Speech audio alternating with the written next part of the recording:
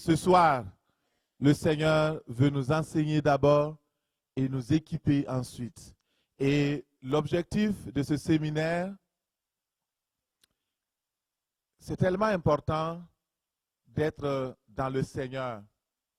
Mais lorsque nous sommes dans le Seigneur, il veut que nous puissions être des servantes et des serviteurs. Et ça, c'est quelque chose d'exceptionnel pour nous. Dieu se positionne pour travailler avec nous, des hommes et des femmes limités, faibles. Mais le Seigneur veut, pareil, nous utiliser, pareil, nous aimer, pareil, nous donner la grâce de servir à ses côtés. Dans Éphésiens 6, au verset 15, la parole de Dieu dit quelque chose d'important qui va positionner notre objectif de ce séminaire. Il dit, mettez pour chaussure à vos pieds le zèle que donne l'évangile de paix. C'est un ordre.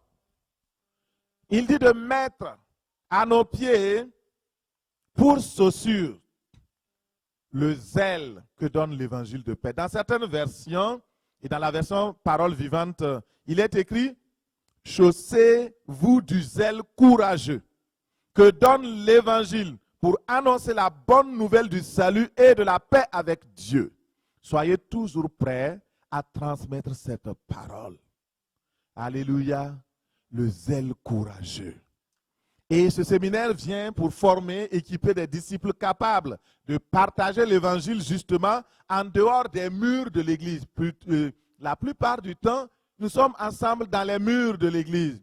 Or, les âmes ne se trouvent pas dans les murs de l'église. De plus en plus, il y a des théories qui disent qu'il faudrait mener l'évangélisation dans l'église parce que à l'intérieur de l'église même, il y a beaucoup qui ne sont pas sauvés.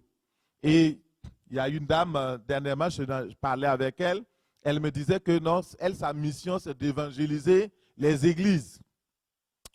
Alors, bon, on est où là? On est dans la confusion. Et c'est vrai que dans les églises, il y a des problématiques, mais ce n'est pas les mêmes problématiques que les âmes qui sont dehors, qui sont en train de mourir. Et notre rôle, c'est d'aller. Et donc, deuxième objectif, c'est de faire naître le feu de l'évangélisation personnelle. C'est ça qui a fait grandir l'évangile partout dans le monde. Et d'allumer dans le cœur des participants à ce séminaire une nouvelle passion pour témoigner de Christ auprès des inconvertis.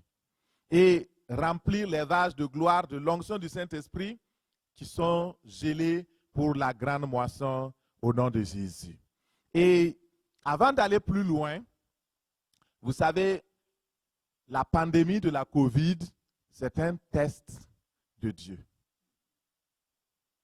Le Seigneur a permis que la COVID vienne dans les derniers temps où nous sommes pour voir est-ce que ces enfants vont enfin comprendre et se réveiller.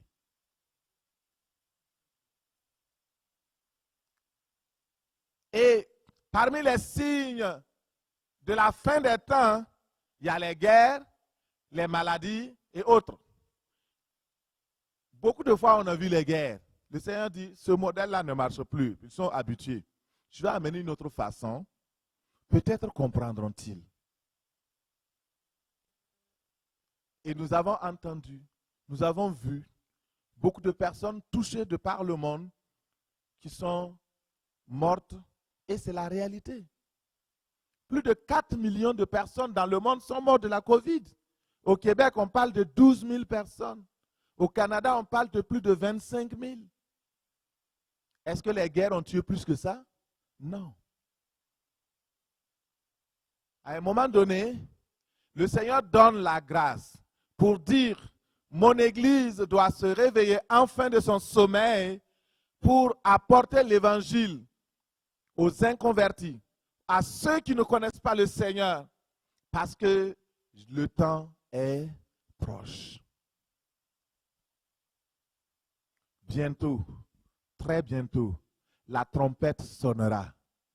Et écoutez très bien, le Seigneur a dit que lorsque la trompette va sonner, il va se trouver des gens qui vont être au niveau du champ. Il dit à ces personnes-là, ne retournez pas en arrière. Est-ce que vous comprenez?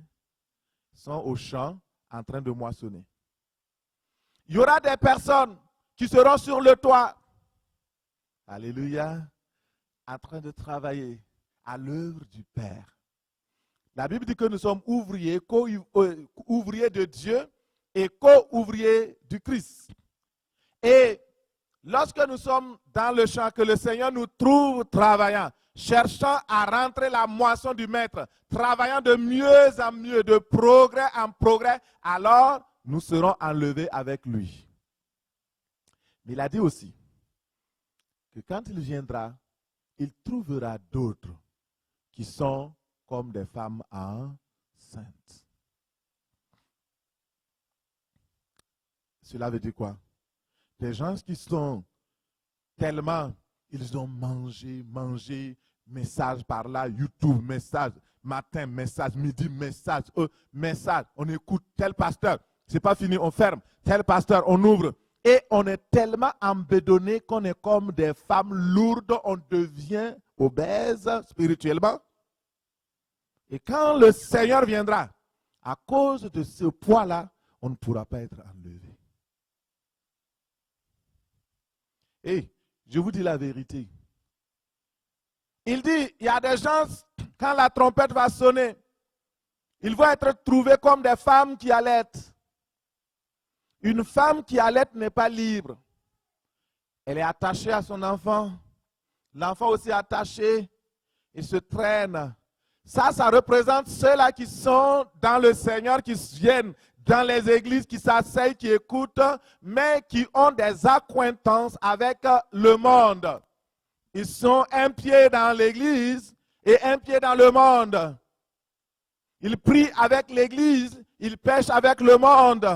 Le Seigneur dit, ces personnes-là ne seront pas aussi enlevées.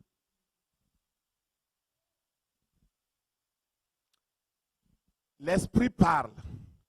Il dit, c'est le temps de se lever en fin du sommeil, parce que la venue du Seigneur est plus proche que lorsque nous avons cru.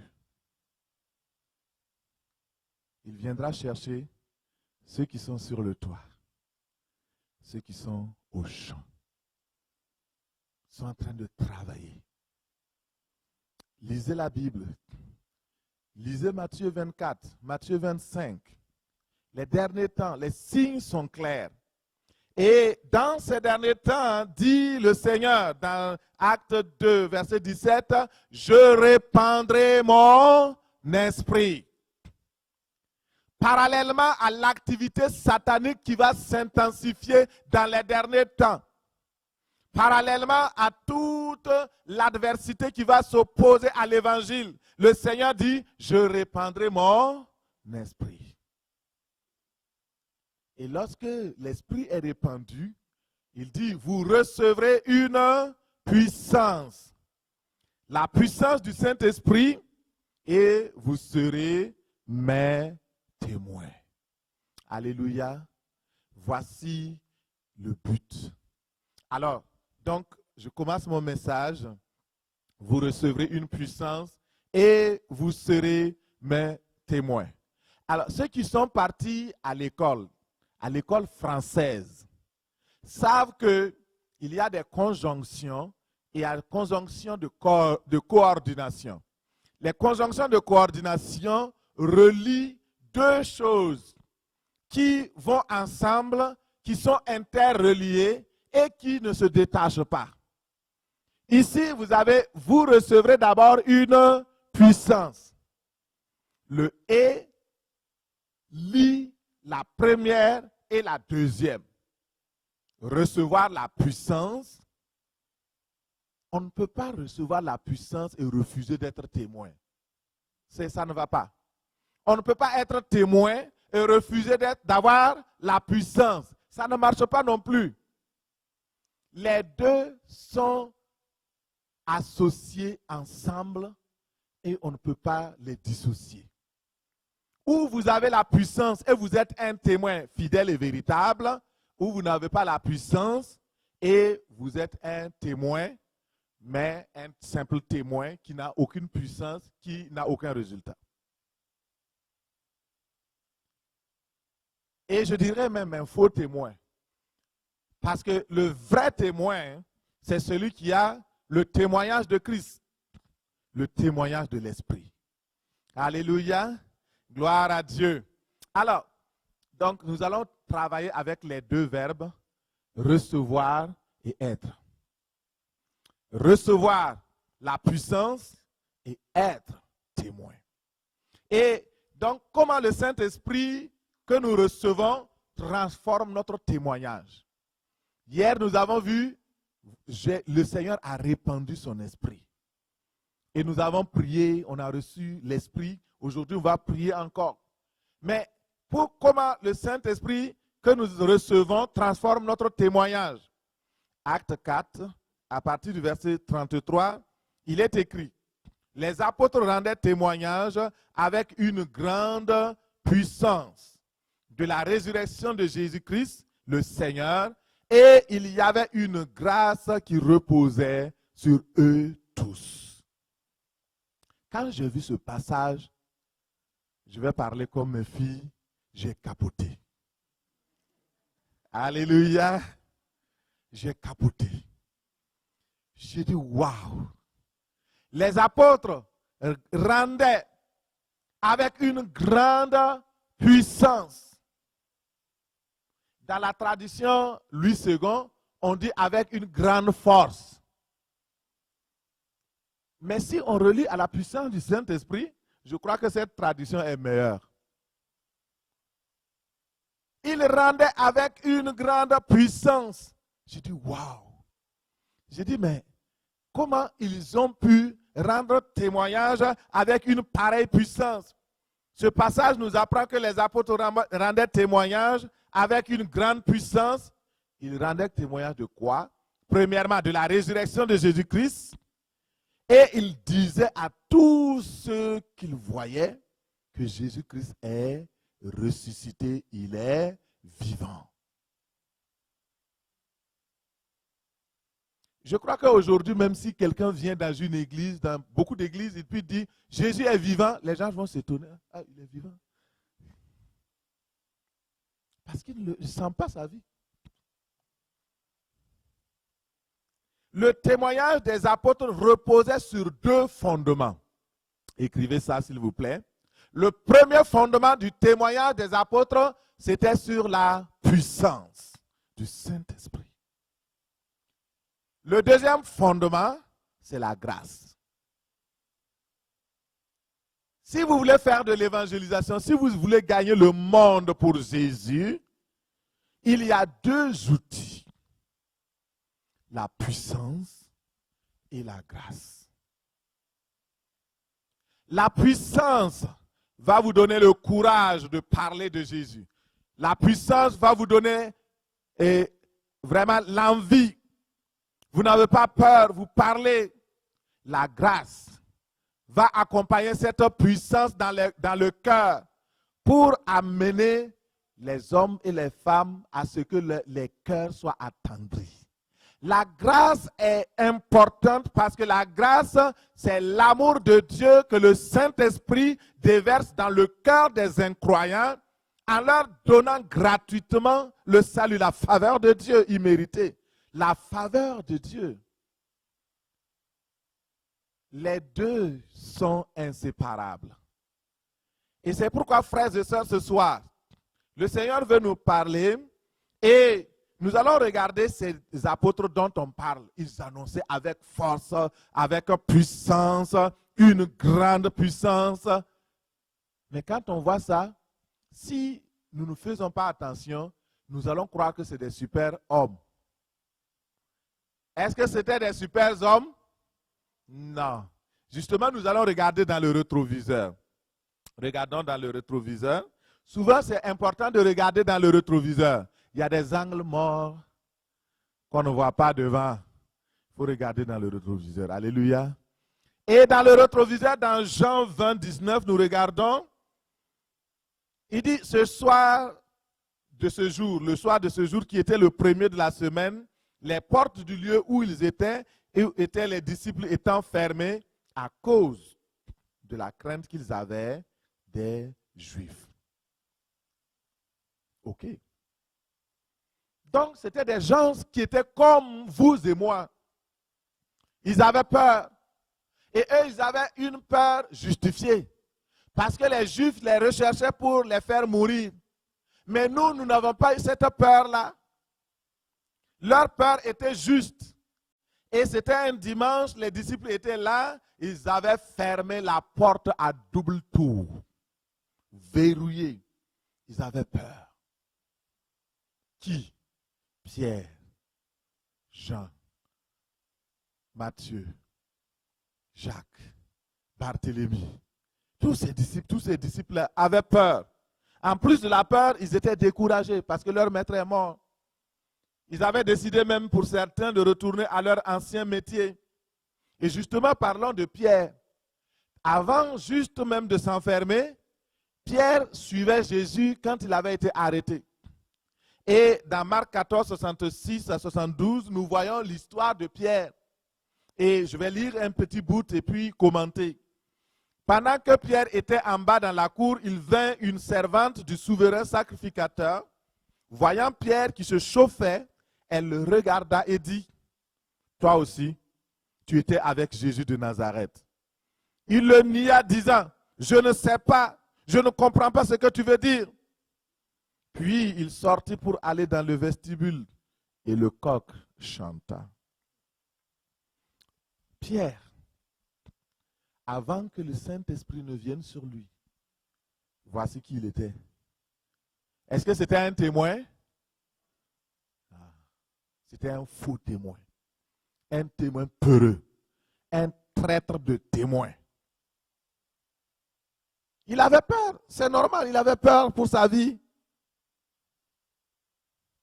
Jésus l'avait même prédit. Une simple esclave dit, de toute façon, je te regarde là, tu dois aussi connaître Jésus. Ah, je ne le connais pas. Dis pas des choses comme ça, tout tu me connais. Aujourd'hui, c'est la même chose. Beaucoup de personnes disent connaître Jésus, mais lorsque les païens les interrogent sur leur foi, ils ferment la bouche. Je donne des exemples parce que souvent les gens disent, ah pasteur, mais c'est osé de donner des exemples. Les personnes peuvent se reconnaître. Ils n'ont qu'à se reconnaître. C'est leur problème. Ils n'ont qu'à venir. Une fois, j'étais à l'université et j'annonce la parole à tout le monde. Et là, j'ai vu un étudiant qui était un de nos étudiants. Je l'ai approché. J'ai dit, est-ce que tu connais Jésus? Il dit non. Il dit, il fait semblant. Et puis bon, moi, j'ai commencé à lui présenter Jésus. Je lui parle du plan du salut. Et il me dit, ok. Je l'ai invité à l'église. On était sur la 906. Et il me dit, non, il n'y a pas de problème, je vais voir. Et je lui ai donné mon numéro de téléphone. J'ai pris aussi son numéro de téléphone. Je l'appelle, je dis, bon, ok, tu m'as dit que tu vas venir à l'église. Alors, est-ce que je viens te chercher ou bien tu as un moyen pour venir? C'était dimanche. Et là, il me dit, ah, c'est vrai, la dernière fois, je ne t'avais pas dit. En fait, moi aussi, je suis chrétien. Je pars dans telle église et je suis diacre là-bas.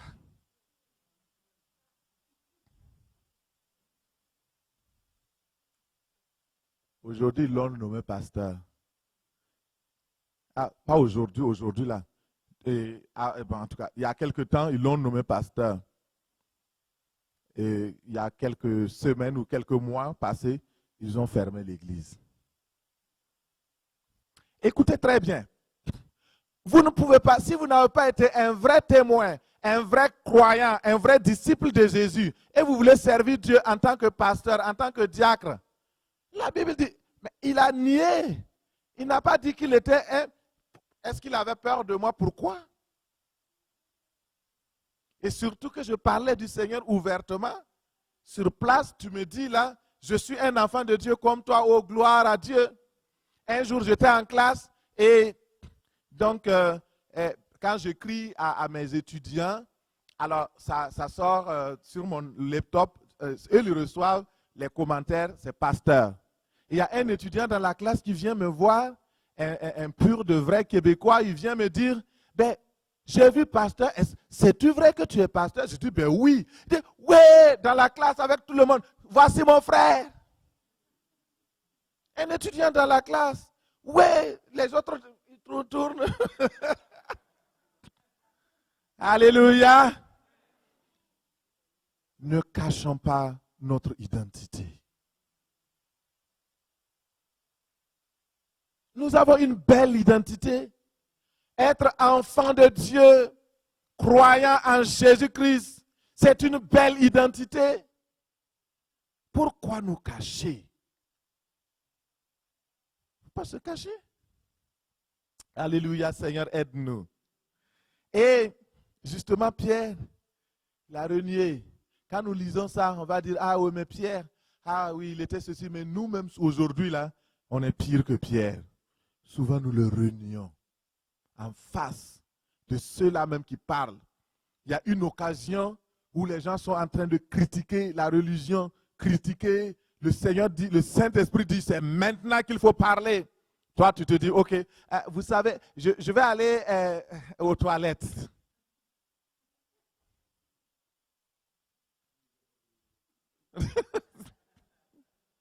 C'est ça.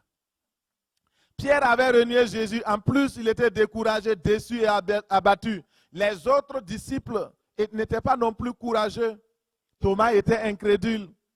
Mais qu'est-ce qui s'est passé? C'est ça le secret. Nous voulons savoir aujourd'hui, toi aussi tu es assis, tu es comme Pierre, tu es comme Thomas, tu es comme Matthieu, tu es comme tous les autres disciples peureux. Tu n'arrives pas à témoigner. Mais aujourd'hui, il faut savoir qu'est-ce qui a changé de sorte que il est écrit qu'il témoignait avec une grande puissance, sans peur. Il y a quelque chose qui s'est passé. Et nous allons découvrir le secret dans Acte 1, verset 8. Vous recevrez une puissance, le Saint-Esprit survenant sur vous, et vous serez mes témoins à Jérusalem, dans toute la Judée, dans la Samarie et jusqu'aux extrémités de la terre. Oui, frères et sœurs, c'est la puissance du Saint-Esprit qui a donné cette opportunité, ce courage à ses disciples, à ses apôtres-là, de pouvoir témoigner. Regardez dans Acte 2, verset 1. Le Saint-Esprit est survenu. Ils étaient là, rassemblés, après une préparation dans le jeûne et la prière pendant 10 jours. Tous assidus dans la chambre haute. Ils priaient. Ils n'étaient pas là assis pour dire, ah, on va prier, chacun va prier dans son cœur.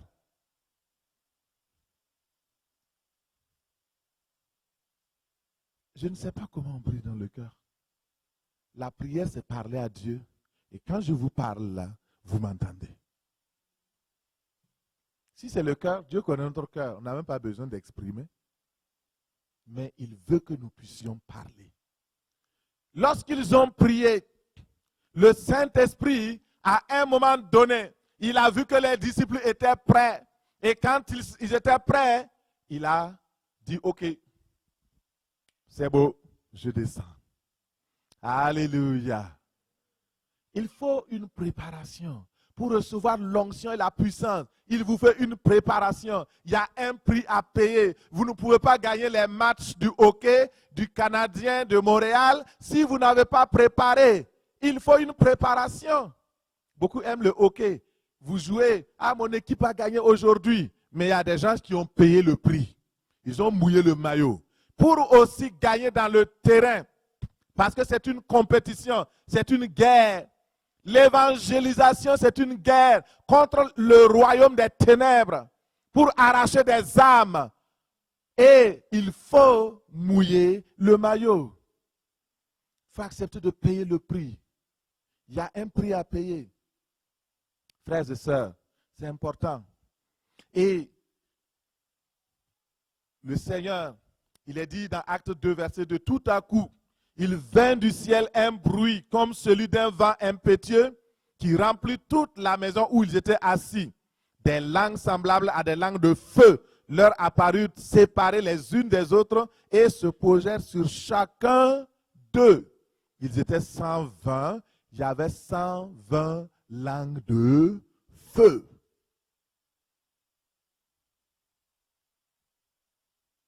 Et tous, ils furent remplis du Saint-Esprit et se mirent à parler en d'autres langues selon que l'Esprit leur donnait de s'exprimer. Alors, lorsque le Saint-Esprit vient sur vous, il vient avec une puissance. Et le même Saint-Esprit, le Saint-Esprit vient, il est sur vous, il actionne la puissance en vous. Alléluia. C'est le même principe quand le Seigneur avait dit à Marie, Marie était inquiète, l'ange est venu lui dire, tu vas avoir un fils qui sauvera le monde entier. Cet enfant est divin. Marie dit, mais comment cela pourrait se faire? Je ne connais pas un homme. Et l'ange lui dit, non, ce n'est pas une affaire d'homme. C'est une affaire de ma puissance. C'est une affaire de mon esprit. C'est une affaire du royaume de Dieu. Je vais me manifester, dit Dieu. Et il dit, ne t'inquiète pas pour ça. Le Saint-Esprit viendra sur toi et la puissance du Très-Haut te recouvrira de son ombre. Tu te demandes comment je pourrais recevoir cette puissance, comment je pourrais évangéliser, comment je pourrais parler sans peur. Le Saint-Esprit viendra sur toi. Et la puissance du Très-Haut te couvrira de son ombre ce soir au nom de Jésus. Le Seigneur est ici. Et ce qu'il veut, c'est simplement, est-ce que toi-même tu es d'accord? Si tu crois, si tu veux recevoir sa puissance, il va t'habiliter à être un véritable témoin de Jésus. Le Saint-Esprit et la puissance sont intimement liés. Il n'y a pas de Saint-Esprit sans puissance. Il y a des gens qui disent, j'ai reçu le Saint-Esprit, mais on ne voit pas la puissance. Peut-être que la puissance est là, mais ça ne fonctionne pas. Vous savez, un moteur, si vous l'achetez tout neuf, et puis vous le déposez, vous mettez de l'essence, et vous dites maintenant, oh, vous appelez les voisins, vous dites, oh, j'ai eu un moteur, mettons, une tondeuse. Tout le monde, oh, c'est beau, c'est une marque très bien. On dit, mais est-ce que vous laissez, vous rentrez ça. Demain, vous sortez, voici mon appareil. Mais vous n'actionnez jamais. Vous ne le démarrez jamais. Est-ce que ça va marcher? Est-ce que le gazon sera coupé? Est-ce que la maison sera belle? Non. On reçoit le Saint-Esprit. La puissance ne s'actionne pas parce que le contact, pour que la puissance soit actionnée, c'est la foi. Beaucoup manquent de foi. Il y a un évangéliste qui il priait, Seigneur, remplis-moi de ton Saint-Esprit. Je veux être vraiment un gagneur d'âme. Je veux gagner des âmes pour Jésus. Tu vois comment les gens meurent. Oh, il y a beaucoup de problèmes dans la ville. Oh, donne-moi d'être un gagneur d'âme. Il prie. Premier jour, le Seigneur ne lui répond pas. Il prie pendant une semaine. Rien. Le Seigneur, entre-temps, a eu pitié de lui. Il y a une voix qui s'est fait entendre. Il dit, mais est-ce que les âmes sont dans ta maison? Est-ce qu'ils se trouvent dans ton salon? Il dit non. Mais tu as prié pour voir des signes et des prodiges. Est-ce que les âmes sont là, c'est dans ta maison que les prodiges et les miracles vont s'accomplir? Ah, il se réveille maintenant. Il dit, ah Seigneur, pardonne-moi. Et il sort. Le Seigneur dit, sors, c'est dans les rues. Il avait tellement peur. Mais il avait l'onction. Et quand il a eu la foi, maintenant, il est sorti dans la rue. Il a commencé à jouer de la guitare. Vous voyez, quand vous jouez de la guitare, les gens vont venir regarder. C'est pourquoi mettez vos enfants là à l'école d'apprentissage des instruments. Il faut jouer un petit truc. Et vous voyez, c'est très important. Donc il a commencé à jouer et les gens se sont rassemblés et il a commencé à dire, ah, merci d'être venu. Les gens lui ont posé la question, c'est quoi tu chantes comme chant là? On n'a jamais entendu ça. Il a commencé à dire, Jésus vous aime. Vous savez, Dieu a tant aimé le monde. Il a donné un fils, son fils unique. Et si vous croyez en lui, vous serez sauvés. Les gens disent, on va être sauvés de quoi? Il dit, ah, mais regardez, chacun de nous fait des fautes. Nous faisons des choses qui ne sont pas bonnes. Et Dieu veut effacer cela. Il veut nous accueillir comme ses enfants. Dieu vous aime. Et les gens étaient attentifs. Il était lui-même étonné de son incrédulité. Et après, maintenant il dit, ah, si jamais j'ose demander aux gens là, qui veut donner sa vie à Jésus et puis personne ne lève la main. Mais il a eu le courage, il ferme les yeux. Est-ce qu'il y a quelqu'un qui veut Jésus dans sa vie?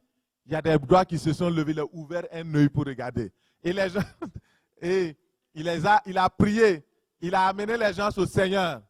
Et maintenant il dit, ok, tu sais, le diable aussi travaille. Hein. Il dit dans sa pensée, rentre maintenant là, c'est suffisant. Sinon, si tu fais d'autres choses, ah, c'est ton problème. Mais il avait le courage, il a dit, il a vu dans la parole, il est écrit, voici les miracles qui accompagneront ceux qui auront cru. Et il a dit, je suis sorti pour obéir à mon maître. Maintenant, les miracles doivent aussi suivre. Il a demandé, ah, les gens étaient là. Ils ne voulaient plus partir. Il dit, mais est-ce qu'il y a des gens qui ont des maux de tête? Il a commencé par le plus petit. Oui, il y a quelqu'un qui a levé il croyait que non, personne n'allait lever la main. Il y a une personne qui a levé la main. Il dit, est-ce qu'il y a d'autres maladies? Les gens ont levé la main. Et il a commencé à prier. Il y a une personne qui crie là, oh, je suis guéri. Oh, l'autre crie, oh, ma maladie est partie. Oh, je suis bien. Pourquoi? Parce que Dieu veut simplement notre obéissance. Il veut notre foi. Si nous faisons un pas avec Dieu, il fera le deuxième pas avec nous. Alléluia. C'est tellement important. Frères et sœurs, et je vous encourage aujourd'hui, ce soir, je prie que le Seigneur se manifeste puissamment dans votre vie au nom de Jésus. Le Seigneur est fidèle. Le Saint-Esprit et la puissance sont intimement liés. Le Saint-Esprit, c'est l'esprit de force. C'est l'esprit de force. En hébreu, le terme pour puissance du Saint-Esprit, c'est Jeboura. Et en grec, dynamus. Et le dynamus, c'est une puissance surnaturelle. Ce n'est pas une puissance naturelle. Et la puissance du Saint-Esprit se manifeste avec royauté et gloire. Avec règne et gloire. La majesté et la puissance de Dieu accompagnent la puissance du Saint-Esprit. Et lorsque le Saint-Esprit se manifeste, le règne de Dieu vient. Les gens acceptent Jésus-Christ comme leur Seigneur et Sauveur. Ils croient que Dieu règne. Ils savent que Jésus est le roi et le maître. Et la gloire de Dieu descend. Et cette gloire amène la manifestation surnaturelle. Et les dons se manifestent. Les guérisons, les miracles se manifestent. C'est ce christianisme-là dont nous avons besoin. L'Église a été longtemps malmenée par le diable, malmenée par les sectes, malmenée par beaucoup d'idéologies, la philosophie et toutes sortes de mensonges. Il faut que nous sortons de cela. Si nous voulons un véritable réveil, il faudrait que nous payions le prix. Et le Saint-Esprit est là, gratuit pour nous. Alléluia. Et ce soir, je prie que la Jeboura de Dieu descende sur toi et qu'il irradie tout ton être entier au nom de Jésus. Que la dynamisme du Saint-Esprit vienne sur toi maintenant. Au nom de Jésus, maintenant, au nom de Jésus. Oui, tu vas le ressentir. Certains vont ressentir cela comme un courant. Mais il est là, voilà, il descend sur toi. Sois chargé au nom de Jésus. Reçois ce dynamisme-là au nom de Jésus. Oh, alléluia. Merci Seigneur. Merci Saint-Esprit de Dieu. Alléluia. Amen. Prochaine étape, qu'est-ce qui change quand le Saint-Esprit vient dans la vie d'une personne par rapport au témoignage? Accrochez-vous à vos chaises, ça va chauffer. Alléluia. Gloire à Dieu. La première chose, il y a 5 choses que je vais vous dire. L'autre, je vais réserver ça pour demain, mais je vais énoncer au moins les 4. La première chose que le Saint-Esprit apporte, c'est que vous recevez, qui va déterminer et changer totalement, transformer votre témoignage. La première chose, c'est que le Saint-Esprit va vous communiquer le courage pour témoigner. Waouh, j'aime ça. Alléluia. Vous savez, j'ai travaillé dans des endroits très hostiles. Mon épouse est là, présente, très hostile à l'évangile. On vous dit, ne rentrez pas ici. On nous a chassés dans un village. Ils ont brûlé la tente qui servait d'église. Ils nous ont convoqués à minuit sur un lieu, sur un autel satanique où ils faisaient leurs sacrifices et où ils nous avaient piégés pour nous enterrer. Et quand nous sommes rentrés dans le village, ils nous ont dit, aucune religion externe et extérieure ne vient ici. Nous autres, nous avons notre religion, c'est la religion traditionnelle, l'animisme, le fétichisme, la sorcellerie. Et vous autres, vous venez ici, vous voulez détruire nos affaires. Et j'ai dit, Jésus m'a envoyé ici pour prêcher la bonne nouvelle. Alléluia. C'était hostile, redoutable. Et nous avions, et la dernière fois, je parlais à un de mes diacres, et il s'appelle Bernard Ouedraogo, peut-être qu'il nous suit, et je lui dis, je ne comprends pas. Souvent, quand je suis assis, je me demande quelle était cette audace que j'avais, ce courage que j'avais. Mais c'est extraordinaire. C'est extraordinaire. Je dis, Seigneur, ramène ce courage-là, remplis-moi double encore. Chaque jeudi, on partait évangéliser. Et les gens se donnaient au Seigneur. Et le diable n'était pas d'accord. On avait un courage. Et je salue le courage de ma femme. Je vous assure, j'ai témoigné ça plusieurs fois.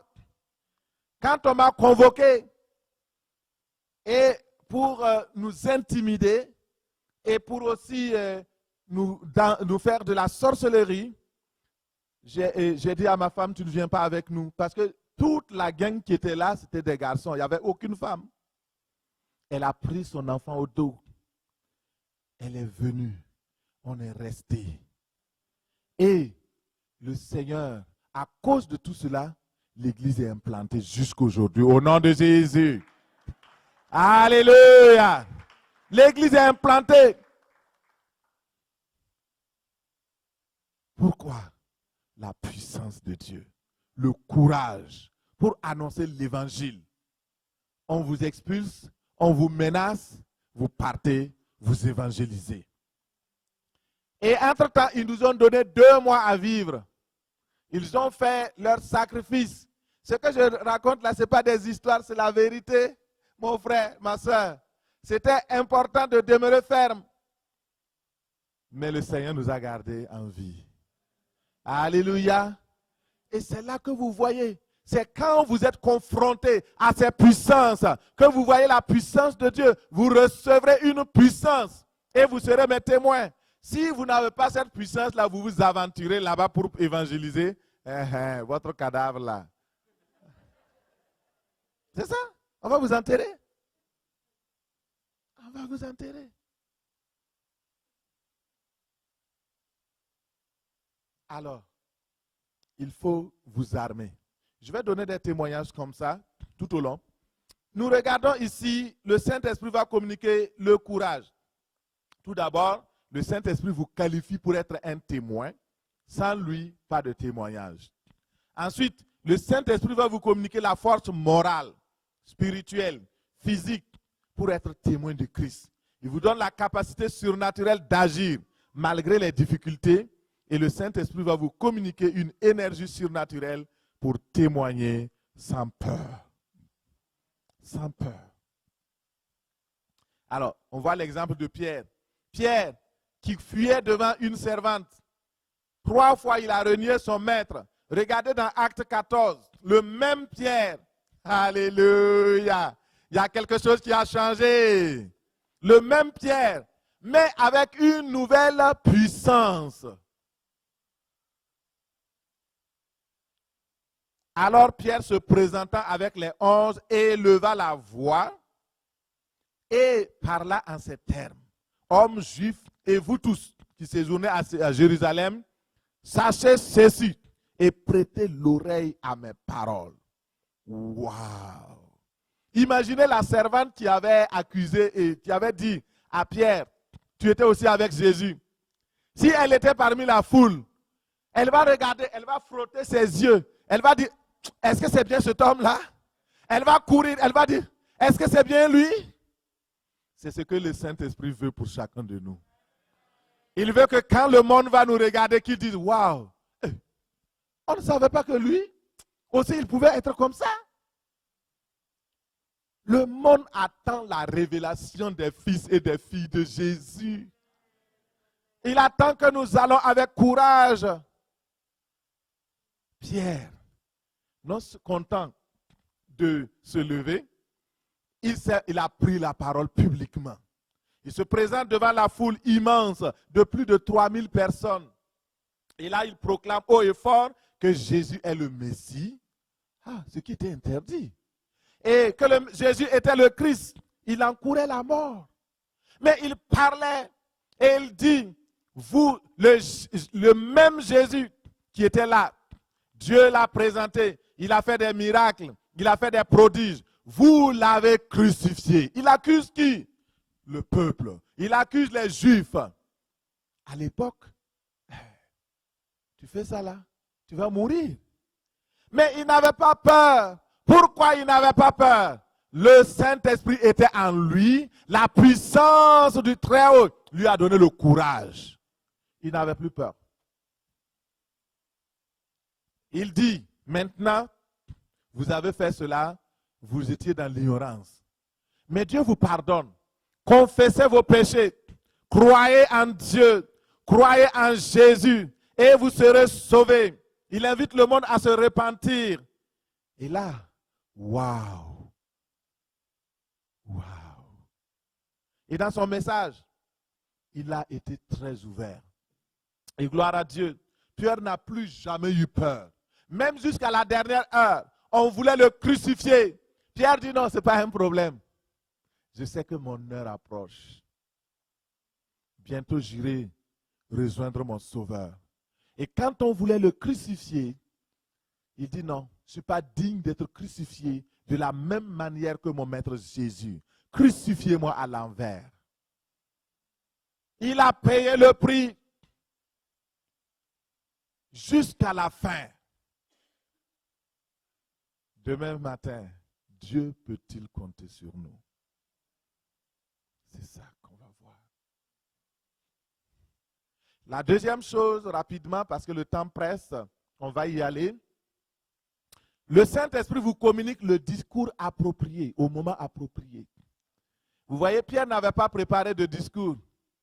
Il était pris de court, il n'avait pas de discours. Mais le Saint-Esprit, lui, n'est jamais pris de court. Il prépare toujours le discours et il vous met dans la bouche quoi dire au moment opportun. Et c'est cela la grâce de Dieu. Luc 12, 12 nous dit, car l'Esprit Saint vous enseignera à l'heure même ce qu'il faudra dire. Il n'y a que le Saint-Esprit.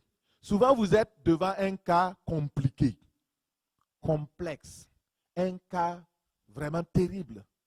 La personne vous expose son problème. Vous vous demandez comment je peux l'aider. Tout à coup, le Saint-Esprit de Dieu vous révèle le secret. Le Saint-Esprit de Dieu vous communique la sagesse et vous donne la réponse à son questionnement. Et alors, la personne dit, waouh, je reconnais que Dieu est puissant. J'accepte Jésus-Christ dans ma vie. C'est ça le secret. Le Saint-Esprit est tellement important dans le témoignage. Lorsque Pierre s'est levé devant la foule, il n'avait pas pris des papyrus, il n'avait pas de crayon, il n'avait pas d'ordinateur, il n'avait pas de tablette. Nous avons tout cela aujourd'hui, mais les résultats là, on devrait avoir honte de nous. Lorsque Pierre s'est levé, il a fait un discours puissant et cohérent. Quand j'ai lu ça plusieurs fois, je dis, mais c'est qui c'est terrible. C'est tellement cohérent. On dirait qu'il a préparé son discours là pendant 1 mois. Non. Pourquoi? Le Saint-Esprit a inspiré. Alléluia. Un message touchant et convaincant. L'auditoire a dit, oh, lisez dans Actes 2:37, après avoir entendu son discours, ils eurent le cœur vivement touché et ils dirent à Pierre et aux autres apôtres, hommes, frères, que ferons-nous? C'est ce dont nous avons besoin. C'est de ces discours-là, le monde a besoin. Pas des discours de la philosophie, pas des discours de la théologie, de la psychologie, comme pour les gens dans les églises et dans les choses. Le monde n'a pas besoin de psychologie. Les psychologues connaissent mieux que vous la psychologie. Les théologiens et autres, ils connaissent mieux. Ce dont le monde a besoin, c'est lève-toi, prends ton lit et marche. Ça, c'est un langage simple, on comprend?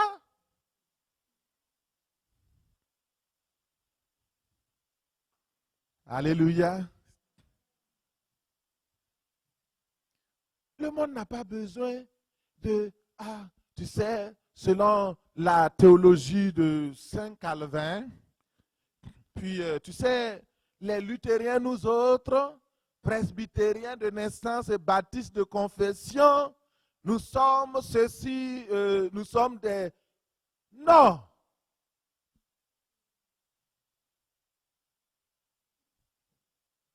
Il y a un évangéliste qui a pu aller au Vatican, un vrai évangéliste.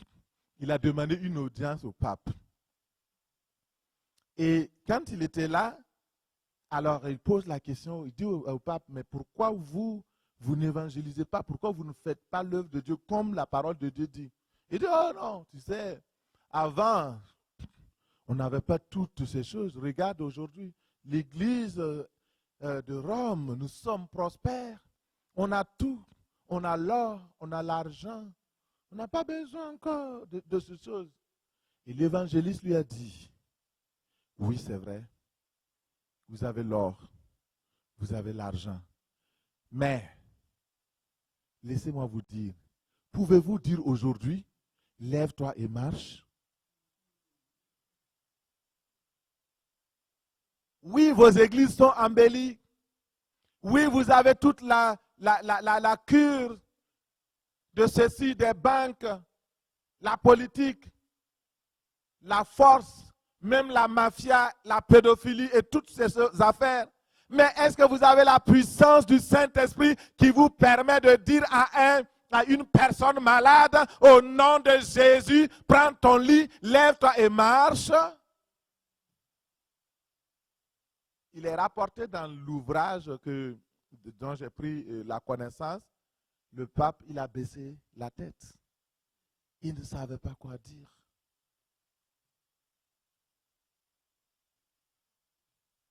Revenons à l'église primitive. Revenons à l'authentique message du salut de la parole.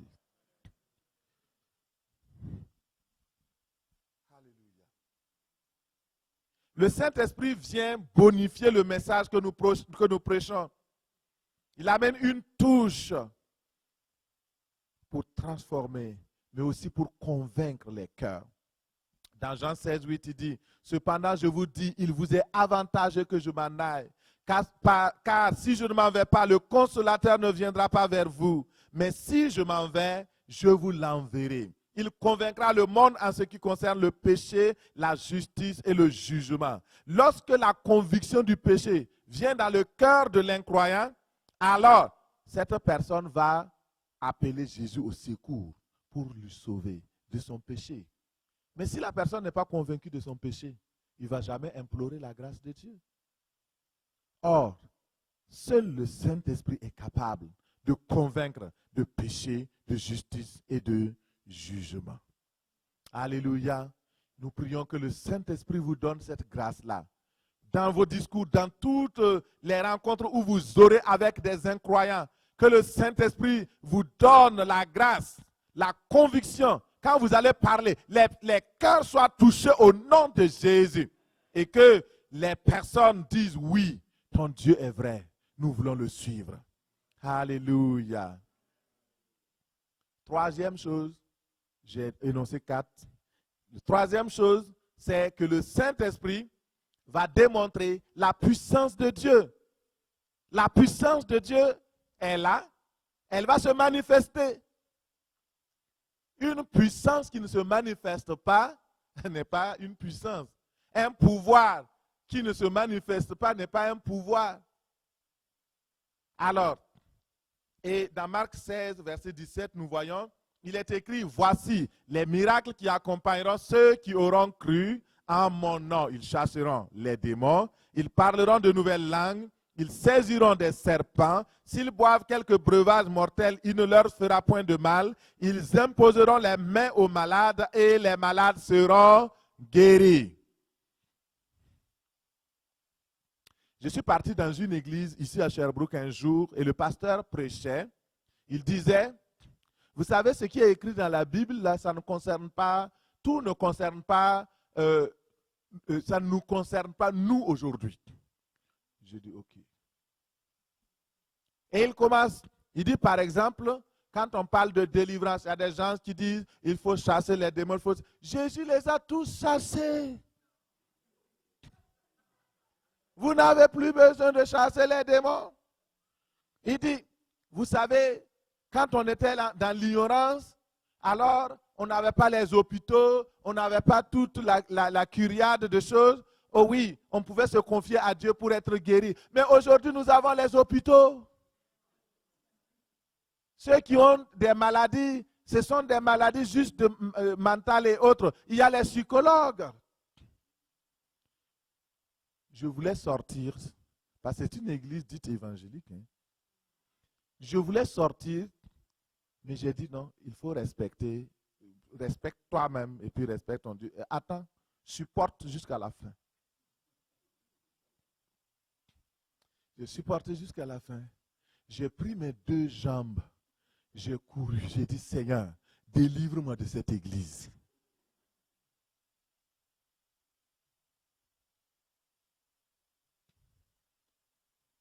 Trois mois après, il y a eu un scandale dans l'église. Et le scandale est dû à quoi?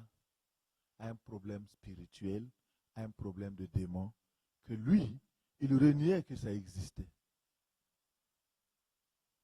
Ça amenait un grand trouble. Alors, frères et sœurs, il y a beaucoup de choses, on a besoin vraiment de la grâce de Dieu. Et aujourd'hui, on ne peut pas faire l'œuvre de Dieu sans le Saint-Esprit. Les gens veulent mettre à côté le Saint-Esprit et puis œuvrer. Mais c'est l'échec programmé. L'évangélisation sans le Saint-Esprit est un échec total. Et avant que Jésus dise, allez, voici les miracles qui accompagneront ceux qui auront cru, il a dit, allez partout et prêchez la bonne nouvelle. Donc, si nous partons prêcher, les miracles vont nous accompagner. Les miracles n'accompagnent pas. Pourquoi il n'y a pas beaucoup? Les gens disent, ah, il y a la puissance, mais les gens sont à l'église, ils sont malades, ils ne sont pas guéris. C'est normal? Je trouve ça normal. Ils ne partent pas, ils n'obéissent pas à Dieu. Ils n'obéissent pas à Dieu. Écoutez, lundi, mardi, mercredi, j'étais au travail à 100%, j'étais enseignant. Quand je finis d'enseigner, je vais déposer mon sac, je prends ma Bible, je dis à mon petit frère, accompagne-moi. On sort dans les quartiers, on évangélise, jusque tard, on rentre. on prêche. Un jour, voici mon épouse. J'étais tellement malade. Elle a pris ma température. Je crois que j'avais au-dessus de 40. Le minimum, je vais dire ça pour amortir. Et on était comme tous paniqués. Mais j'avais une prédication à faire à l'église.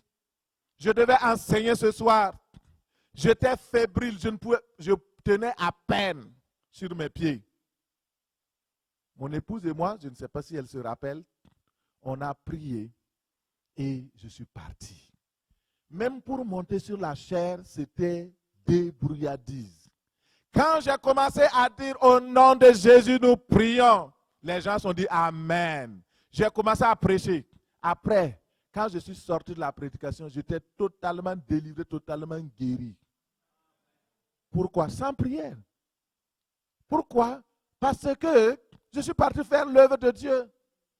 J'ai obéi. J'aurais pu dire à ma femme, il faut aller diriger la prière, il faut aller faire ceci. Non. Je suis parti. Il dit, voici les miracles qui accompagneront ceux qui auront cru. Alors, si vous croyez, partez. Si vous partez, les miracles vont vous suivre.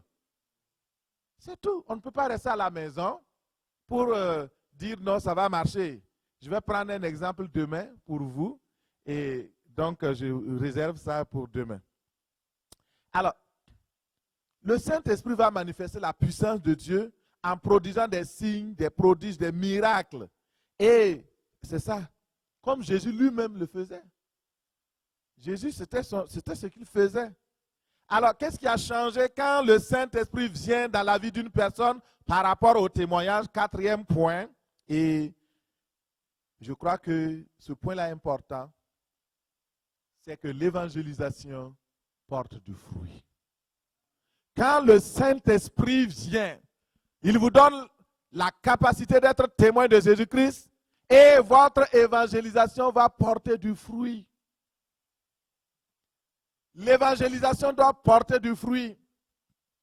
Acte 2, 41. Ceux qui acceptèrent sa parole, on parle de qui? Pierre, qui était peureux, qui était triste, dépressif. Mais quand il a commencé à prêcher, le Saint-Esprit est venu. Et nous voyons les résultats. Ceux qui acceptèrent sa parole furent baptisés et en ce jour, en un seul jour, le nombre des disciples augmenta d'environ 3000 âmes. Dites Amen. Ça, c'est un succès phénoménal. Pourquoi? La puissance du Saint-Esprit produit le fruit de l'évangélisation. Aujourd'hui, on prend des jours, 10 jours, 15 jours pour prêcher, pour évangéliser.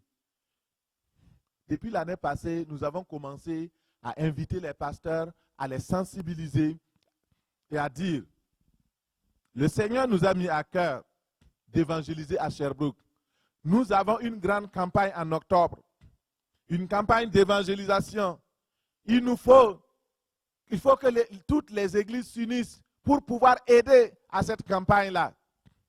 J'appelle, je dis, bon, est-ce que je peux venir vous rencontrer pour vous montrer donc le programme et si vous pouvez nous soutenir. Non. Nous avons déjà notre programme, notre église, on ne veut pas nous associer à une autre église. Il y a des pasteurs qui m'ont dit ça. J'appelle d'autres personnes. On me dit, ok, ben tu viens, mais je te donne juste 10 minutes. Tu viens comme les autres et puis tu t'alignes. Si donc ton tour vient, alors je te reçois. Et puis bon, si tu as quelque chose à dire, tu vas me dire. Des collègues pasteurs, hein? Et on veut que le monde soit gagné. Vous croyez que ces gens-là travaillent pour le royaume de Dieu? La seule chose qui peut regrouper toutes les églises, c'est l'évangélisation. S'il y a une église qui refuse l'évangélisation, c'est que c'est une église satanique. Tu ne peux pas dire que tu parles de Jésus et tu refuses la mission d'évangélisation.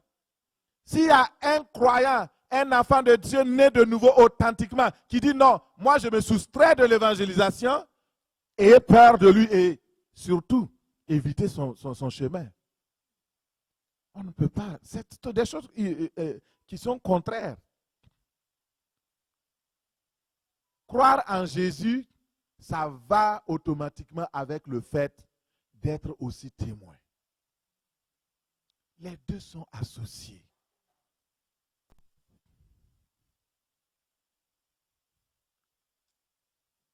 Alléluia.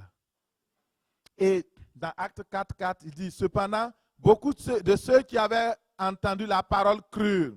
Et le nombre des hommes s'éleva à 5000. On va encore. Et ça, c'est le nombre des hommes seulement. Hein. Il y avait 3000. 5000 hommes. Dans les assemblées là, le nombre de femmes, c'est toujours supérieur au nombre de ceux. Donc ici, il faut compter au moins minimum 10 000. Plus les 3000, ça fait déjà 13 000. Une croissance exponentielle. Le secret, c'est quoi? Le Saint-Esprit de Dieu.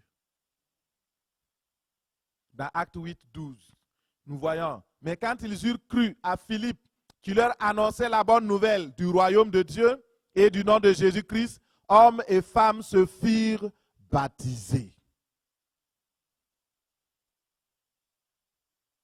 Toute la Samarie a été gagnée par la foi d'un seul homme, la puissance du Saint-Esprit et la grâce de Dieu. 3 éléments essentiels, la foi, la puissance et la grâce. Philippe était juste un diacre dans l'église. Un diacre, ça veut dire celui qui, on les avait choisis pour distribuer le repas. Donc, distribuer les vivres. Parce qu'il y avait des chicanes à propos justement les hellénistes qui disaient qu'eux, ils étaient... vous voyez, il y avait un racisme dans l'église même. Vous savez qu'il y a des pasteurs racistes. Hein? Mais le ciel, là, il y a un seul ciel. Hein?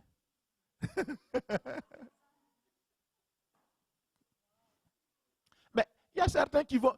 Il y a des gens, à cause justement de choses banales comme ça, qui vont s'exclure du ciel. Parce que si tu ne veux pas t'asseoir sur la terre avec une personne à cause de la couleur de sa peau, mais donc tu n'iras pas au ciel. Dieu va dire, ok, tu n'iras pas au ciel. Tu n'iras pas au ciel. Et dès la naissance de l'Église, il y avait du racisme. La Bible dit que les hellénistes ils se plaignaient parce que le partage des vivres, des choses n'était pas équitable. Donc, les Hébreux étaient privilégiés. À nous, c'est les Juifs. On leur donnait 2 tasses, les autres 1 tasse. On dit, ah oui, mais on est tous chrétiens, hein? Donc, les révoltes, les revendications ont commencé. Pourquoi? Parce que c'était les apôtres qui distribuaient les vivres. Pierre, Paul. Entre-temps, on dit, on va trouver d'autres personnes qui sont habilitées à ça. Et nous allons nous occuper de la prière et de la parole. Et quand les diacres ont été désignés, il n'y a plus de chicane. Chacun doit jouer son rôle. Si tu es prédicateur de la parole et tu laisses cela, tu deviens distributeur de repas, ce n'est pas ton rôle. Tu vas amener la confusion. Alors que le Seigneur nous aide. Ça, c'était juste une parenthèse pour aider quelqu'un à se remettre sur la ligne. Le Saint-Esprit me dit cela. Alors, frères et sœurs, c'est tellement important. L'apôtre Paul rappelle, il appelle tout ce qui est démonstration, tout ce qui est manifestation, il appelle cela la démonstration d'esprit et de puissance. Sans cette démonstration, il est impossible que nous puissions bâtir des églises solides. 1 Corinthiens 2, verset 1 nous dit, « Moi-même, j'étais auprès de vous dans un état de faiblesse. » C'est normal d'être dans un temps faible. Mais notre faiblesse ne doit pas être permanente. L'Église actuellement est faible. Mais notre faiblesse va se transformer en force au nom de Jésus. Si nous acceptons le Saint-Esprit dans notre vie, le Seigneur va faire fuir cette faiblesse au nom de Jésus. Il dit, j'étais auprès de vous dans un état de faiblesse et de crainte et de grand tremblement. J'avais peur des Juifs. J'avais peur de témoigner. J'avais peur. Paul ne nie pas. Ce que j'aime dans les apôtres, c'est leur sincérité. Et il dit, mais ce que je veux que vous sachiez, ma prédication ne reposait pas sur les discours persuasifs de la sagesse, mais sur une démonstration d'esprit et de puissance, afin que votre foi fût fondée non sur la sagesse des hommes, mais sur la puissance de Dieu. C'est ce que Philippe a fait en Samarie. Dans Acte 8, versets 6 à 13. On dit, des foules entières étaient attentives à ce qu'il disait. Lorsqu'ils apprirent et virent les miracles qu'il faisait. Simon lui-même, Simon c'était un magicien. Lui, il était versé dans l'occultisme. Mais quand il a vu les miracles, quand il a vu la puissance et la démonstration du Saint-Esprit, par la puissance et la gloire de Dieu, lui-même crut et après avoir été baptisé, il ne quittait plus Philippe. Il voyait avec étonnement les miracles et les grands prodiges qui s'opéraient. Waouh! Ça, c'est l'évangile de Jésus-Christ. Ça, c'est le vrai christianisme. La démonstration d'esprit et de puissance. Ce soir, nous allons nous lever. Et nous allons regarder, nous allons prier. Nous voulons une église qui démontre la puissance de Dieu. Nous voulons une assemblée qui montre la puissance du Saint-Esprit. Philippe était de la même nature que nous. Pierre était aussi de la même nature que nous. Paul était de la même nature que nous. La différence, ils avaient accepté de recevoir le Saint-Esprit qui est venu en eux avec la puissance surnaturelle de Dieu. Et ils ont mis en action leur foi pour être des témoins. Et les miracles ont accompagné leur ministère. Le Seigneur veut des hommes et des femmes courageux qui vont annoncer la parole sans peur. Vous savez, ce n'est pas facile d'annoncer l'évangile au Québec ici. J'en conviens. Mais ce n'est pas impossible. Alléluia. Ce n'est pas impossible de réunir des milliers de personnes pour annoncer l'évangile. Le gros problème, ce qui nous manque, c'est le feu de l'esprit. C'est le courage. C'est l'unité qui manque. C'est le fait de dire oui à Dieu et payer le prix. Des personnes utilisent des stades et font l'évangélisation en grand, de façon publique. Mais aujourd'hui, mettons que j'ai appelé, ça fait environ 3 semaines ou plus, un mois maximum, j'ai appelé le stade, le petit stade qui est au niveau du Cégep. J'ai demandé, nous voulons louer ce stade-là, nous avons 3 jours de campagne d'évangélisation à faire. Ils ont dit non, il n'y a pas de problème, nous sommes disposés, vous pouvez avoir ce lieu-là pour évangéliser. J'ai dit, ah, c'est bien, mais est-ce que c'est comment ça se fait? Les modalités, les paiements et tout. On me dit, pour un seul jour, vous avez 25 000 $.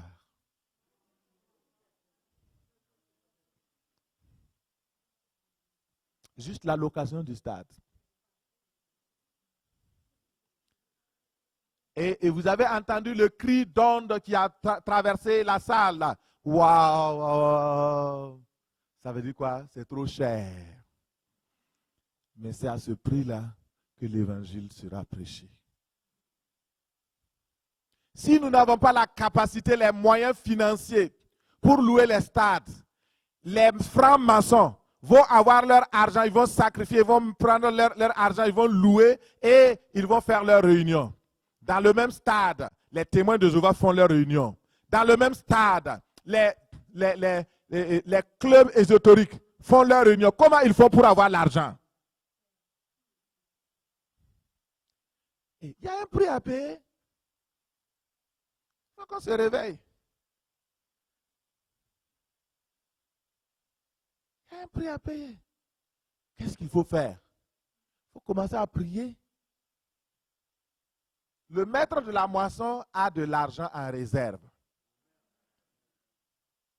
Imaginez, si nous avons dans l'église des présidents, directeurs généraux de sociétés, des directeurs de grandes entreprises qui gèrent des millions, est-ce que quand on va dire 25 000, il y aura un qui va se lever dans l'église, il dit, moi je prends la moitié. L'autre dit, moi je prends l'autre moitié. Les autres disent, mais vous ne pouvez pas faire ça. Nous aussi, on veut contribuer. Alléluia.